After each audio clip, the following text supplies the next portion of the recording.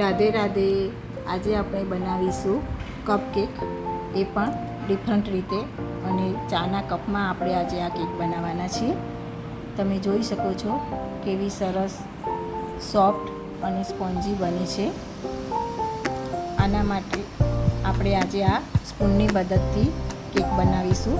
તેના માટે તમારે કોઈ મેઝરમેન્ટ કપ લેવાની જરૂર નથી. તમે ઘરમાં રહેલી આવી રેગ્યુલર ચમચીથી પણ માપ લઈ શકો છો. તો આના માટે આપણે પહેલાં 4 ચમચી મેંદો લઈશું.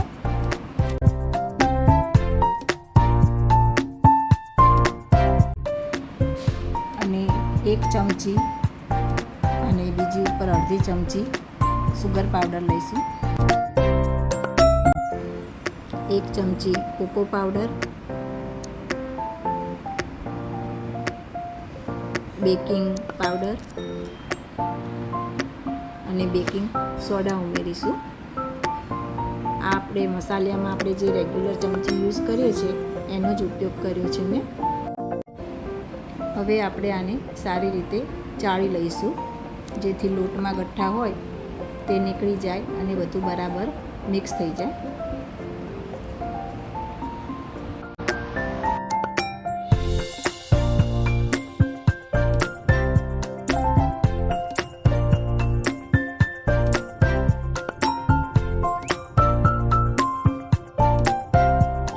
હવે આમાં જે ગઠ્ઠા છે એને ચમચીની મદદથી દબાવી અને કાઢી લઈશું અને સારી રીતે મિક્સ કરી દઈશું. હવે આપણે બાજુમાં ગેસ ચાલુ કરીને એક કઢાઈ મૂકશું. આપણે આજે કઢાઈમાં કપકેક બનાવવાની છે. એના માટે અંદર મીઠું નાખીશું. આ મીઠું મેં ઘણી વખત યુઝ કરેલું છે એટલે એનો આવો કલર છે. અને આ કઢાઈને આપણે 10 મિનિટ માટે પ્રીહીટ કરવા મૂકી દઈશું.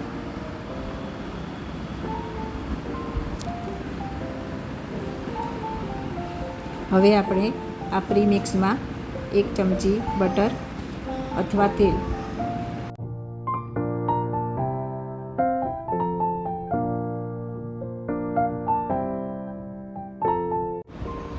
અને 1 ચમચી કન્ડેન્સ મિલ્ક ઉમેરીશું અને અડધી ચમચી મલાઈ ઉમેરીશું અને 2 ચમચી દૂધ ઉમેરીશું અને 3 થી 4 ડ્રોપ્સ વિનેગરના એડ કરીશું. પછી આપણે આ બધા મિશ્રણને સારી રીતે હલાવી દઈશું અને એક જ ડાયરેક્શનમાં તમારે આ મિશ્રણને મિક્સ કરવાનું છે.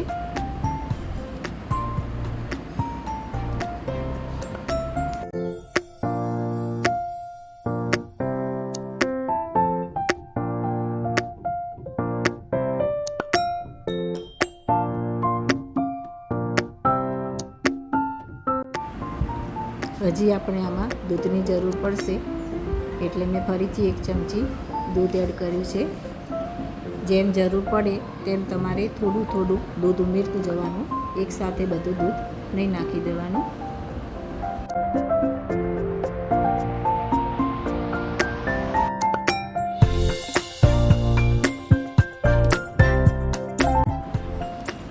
હવે મેં વિસ્કરની મદદથી સારી રીતે મિક્સ કરી લીધું છે. કેમ કે વિસ્કરની મદદથી આપણે કરીશું તો બેટર સરસ સ્મૂથ થઈ જશે.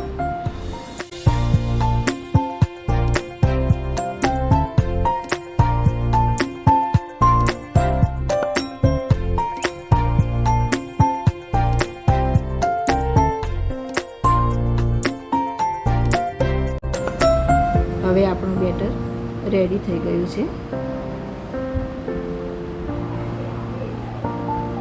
તમે જોઈ શકો છો આવી રિબિનની જેમ પડે એટલે આપણું બેટર તૈયાર છે એમ સમજવું. હવે આપણે આ ચાના કપમાં આ મિશ્રણ ભરીશું. આપણે આજે કોઈ મોલ્ડનો ઉપયોગ કર્યો નથી. ઘરમાં રહેલા રેગ્યુલર ચાના કપથી જ આપણે આજે કપકેક બનાવીશું.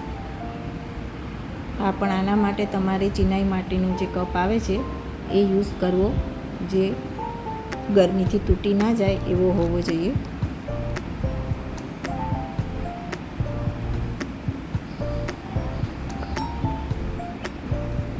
આવી રીતે આપણે બધા કપ ભરી દઈશું.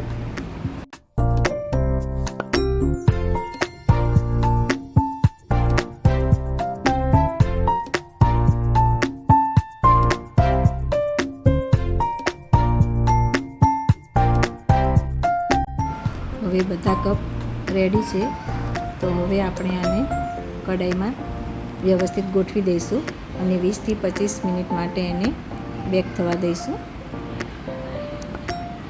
હવે 20-25 મિનિટ પછી તમારે ચેક કરી લેવાનું કે તે સારી રીતે થઈ ગયું છે.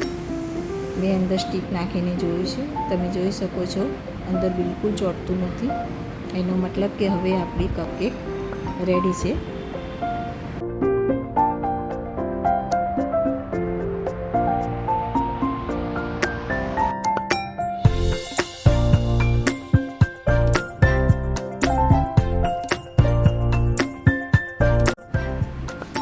તો તમે જોઈ શકો છો કે આપણી કેવી સરસ કપકેક તૈયાર થઈ ગઈ છે, એ પણ ચાના કપમાં, જે તમે ક્યારેય વિચારી નહીં હોય.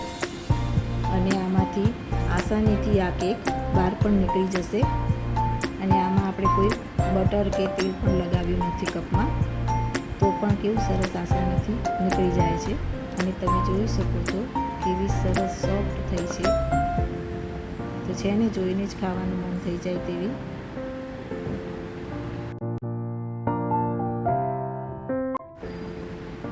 અને તમને જો મારો વિડીયો થોડો પણ પસંદ આવ્યો હોય તો આ વિડીયોને લાઈક અને સબસ્ક્રાઈબ કરવાનું ભૂલતા નહીં. હવે આની ઉપર આપણે ચોકલેટ સિરપ નાખીશું, જેનાથી એનો લુક સરસ લાગશે અને જોઈને પણ ખાવાનું મન થઈ જશે.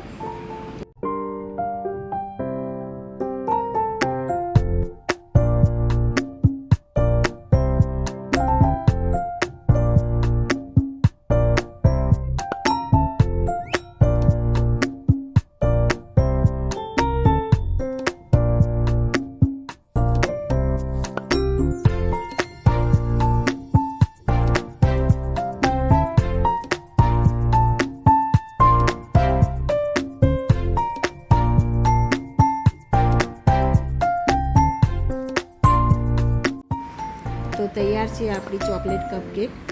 તો તમે પણ એકવાર જરૂરથી ટ્રાય કરજો, તમારા બાળકોને ખૂબ જ પસંદ આવશે. Thank you.